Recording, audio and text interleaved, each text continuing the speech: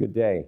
I'd like to welcome you to this installment of our ongoing series called The Power of Pivoting, Managing Through Crisis, a series of discussions with key HSS personnel describing how we've responded to the COVID-19 crisis. I am C. Ronald McKenzie, an internist and rheumatologist at HSS and professor of clinical medicine and medical ethics at Weill Cornell Medicine, and I serve as the moderator for this series. So amongst the multiple areas, there is that of the challenges the COVID crisis places on our important education initiatives. And here present are two of the institutional leaders in that domain. We have Mathias Bostrom, who's the chief of the Adult Reconstruction and Joint Replacement Service and the Salvati Professor of Orthopedic Surgery at Weill Cornell, and Laura Robbins, Senior Vice President of the Education Institute and Global Affairs. And it is the Education Institute that is the sponsor for this series. So welcome both of you. These are important individuals at our hospital relative to graduate medical education. I thought I would just begin by asking them, how has the current crisis impacted special surgery's graduate medical education program? Well, I think we took a graduated approach to this. Initially, we tried to minimize the impact as much as we could on the trainees, both the residents and fellows. I think as the crisis progressed, we had to go to what the ACGME refers to as stage 3, where we have to suspend all of the regular rotations for the residents and fellows. On the other hand, we've had the opportunity to, if anything, enhance our virtual training programs in terms of educational content. So all of the services has really stepped up their game in terms of providing virtual educational formatting through the series of lectures and other tutorials through either Zoom or Skype or other methods of having virtual education. So Laura, Mathias mentioned the group ACGME. Can you tell us a little bit about who that is and why they're important? Right, so that's the national accrediting body for all residency and fellowship programs around the country. And they really mandate the requirements for trainees, both in residency and fellowship. And so we follow what they tell us. I would say that they're mainly the administrative arm. They give us the guidelines, and then it's up to the institutions to really develop what are the key things residents and fellows need to learn when they're here. So they're an important body, and obviously we benchmark ourselves against other programs, whether it's orthopedic residency or the specialties and fellowships. And they guide us, and then we have our own strategy to make sure we're meeting the needs of the trainees and training the next clinicians and leaders in orthopedics and musculoskeletal medicine. But have they, for instance, responded with any expectations or guidelines? Yes, so interesting. They did create this 3-stage process that Dr. Bostrom talked about, which is stage 1 is business as usual.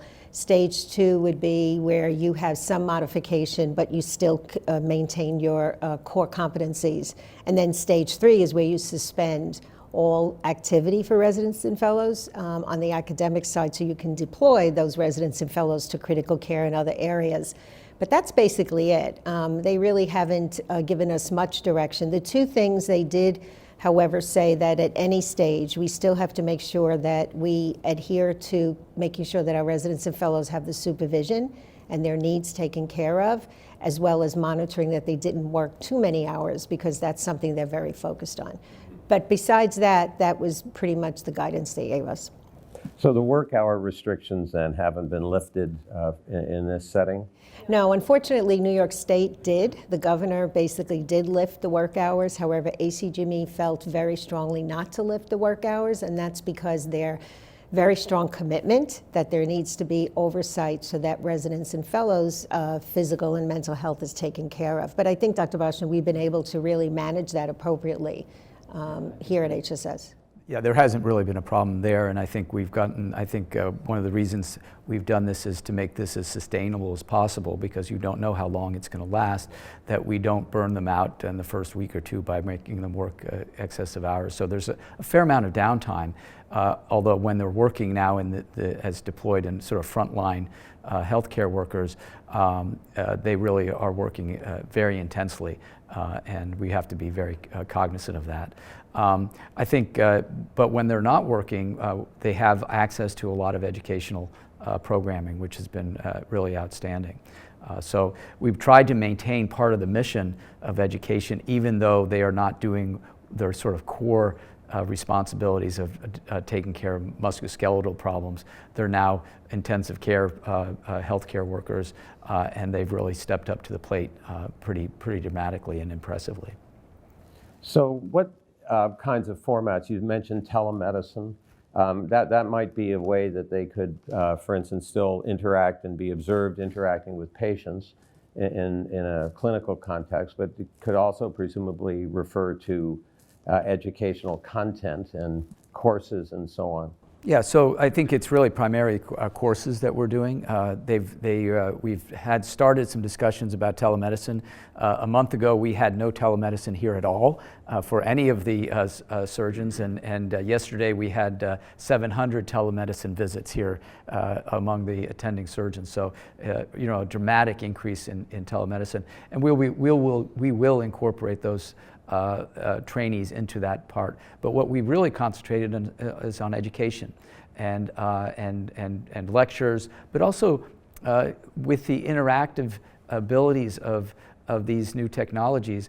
It is not a passive process. There's opportunities to ask questions, and if you're not comfortable asking a question audibly, you can use the chat part of the technology to ask the questions. So it's really, again, accelerated our use of that kind of technology, and we've been very fortunate to have the infrastructure to make that happen. And if anything, I think we probably 2 or 3 times fold increased the amount of content we've had compared to 2 months ago. Yeah, I would add that we about 3 years ago tested a whole new model of training our residents called the flipped classroom. So 3 years ago, we were already putting content online for residents to review, look at articles, and then the time that they're in the didactic session, really using that more for in-depth training and getting into case scenarios and whatnot. And all of that is part of our E-Academy, which is an electronic platform that we've had now for professionals for over a decade.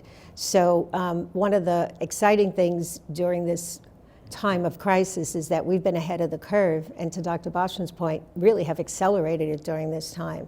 I think the other thing I would say is that it's been amazing how the residents have stepped up. I mean, the residents did not want to give up their education, even though we're stage 3, where they're supposed to, and they have just mobilized themselves to start to do sessions and using Zoom and whatnot, because they want to make sure that they're not losing that educational piece. So that's been very, very admirable on their part while they're working long hours on critical care units.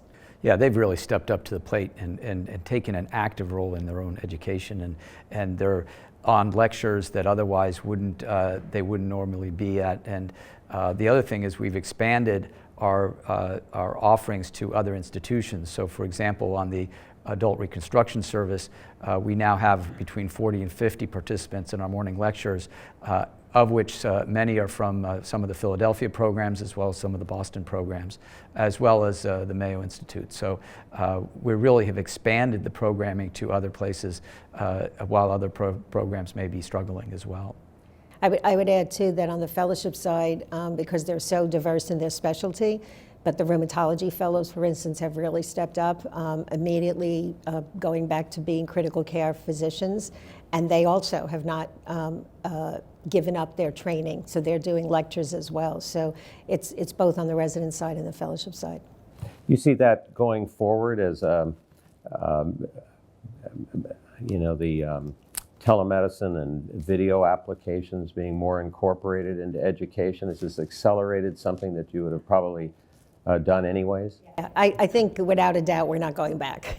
I think what we need to do though is make sure there's a balance. There's still the need for hands-on, face-to-face education, and one of the things we're challenging ourselves now is when we go back to the new norm, what is that going to look like? So you do have to have a combination of both. can't just do everything electronically. I agree with that 100%. We had a symposia in the fall with key program directors in the U.S. in orthopedics, and we talked a lot about electronic learning, which is really what we're talking about, whether it be synchronous or asynchronous learning. But we also talked to the need for simulation, and simulation, you can do some of that virtually, but a lot of it is hands-on. One of the things that we're going to start discussing early next week is reopening our simulation lab in a modified format so that we can get back on the hands-on training, which is so essential for skills-based subspecialties such as orthopedic surgery. So some of that can actually be conducted remotely? The simulation? Some of it can be. The very early type simulation and basic can be done virtually, but on the other hand, cadaver dissections and procedure type things, they have to be done in person that is clearly interactive with other individuals, but also different learning materials. So another aspect that I thought of actually just this morning was obviously as educators for these young people, we have some responsibility for considerations such as their health.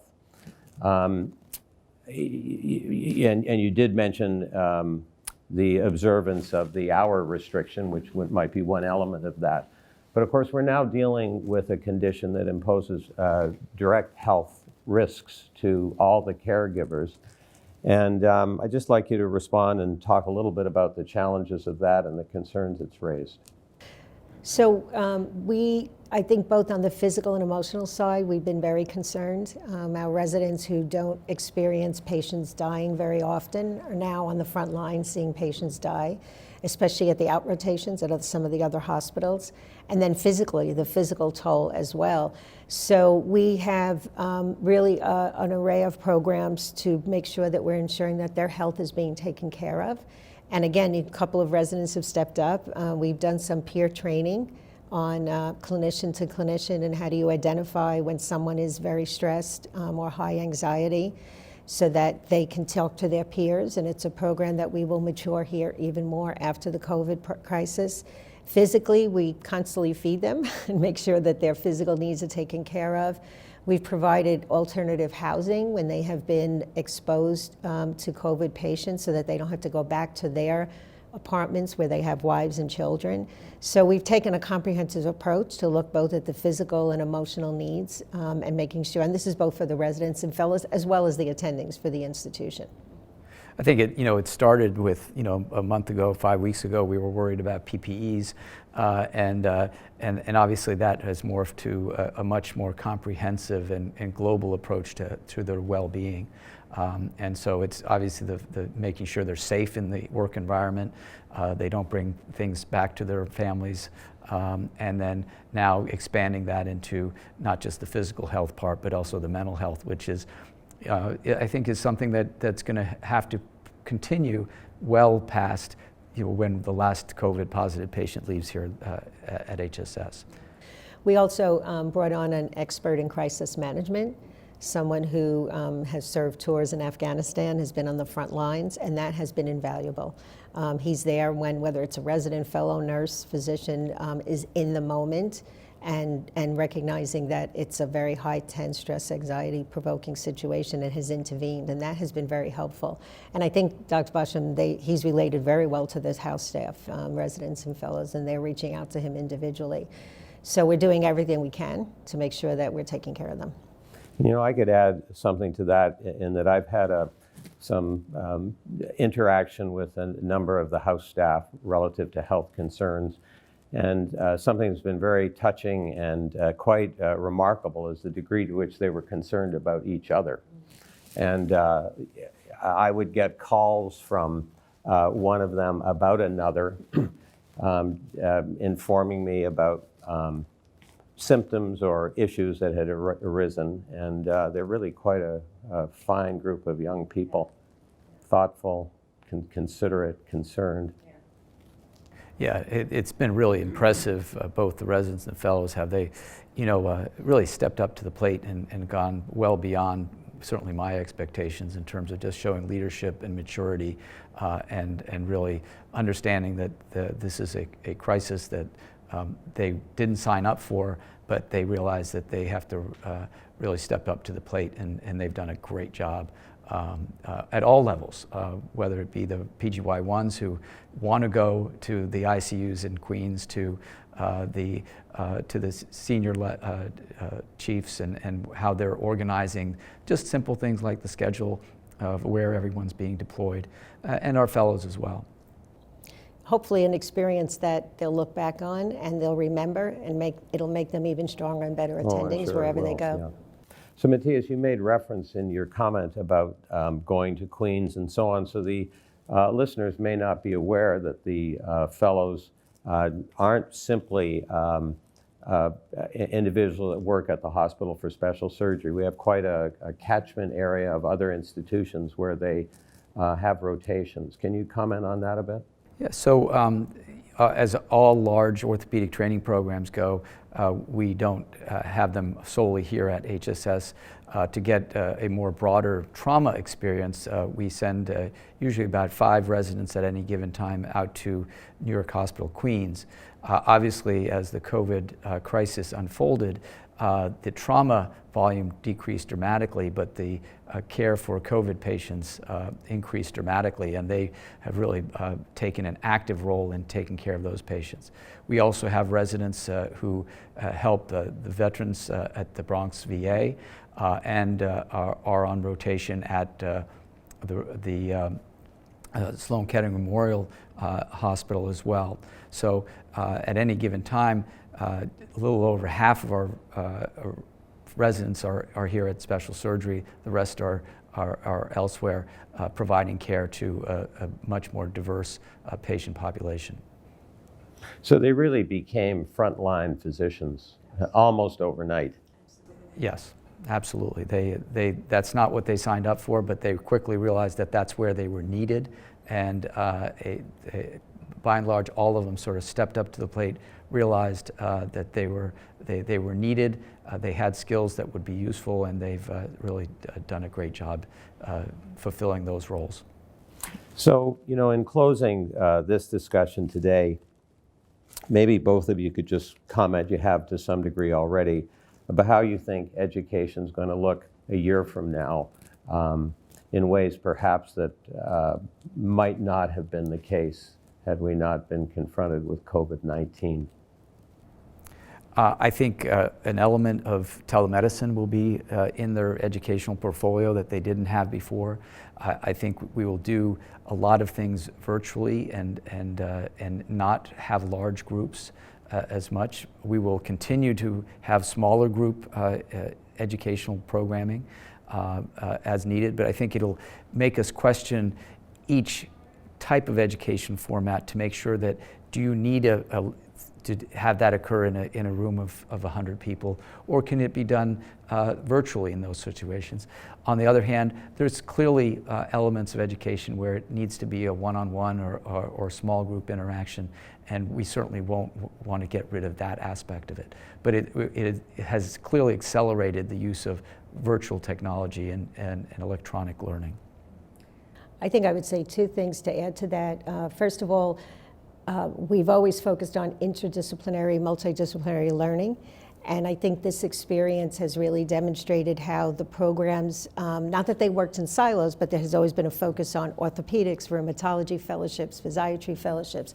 I think learning through this experience how it really truly is a team effort, and how people need to sometimes pitch in and do things differently or listen differently is really, hopefully will continue. So I would say that would be something that has changed. I think the other thing is ACGME talks about professionalism, they talk about mental health, they talk about wellness. Without a doubt, this initiative for education is really going to catapult the whole wellness area. Prior to this, we were starting to address programs about burnout and stress for physicians and trainees.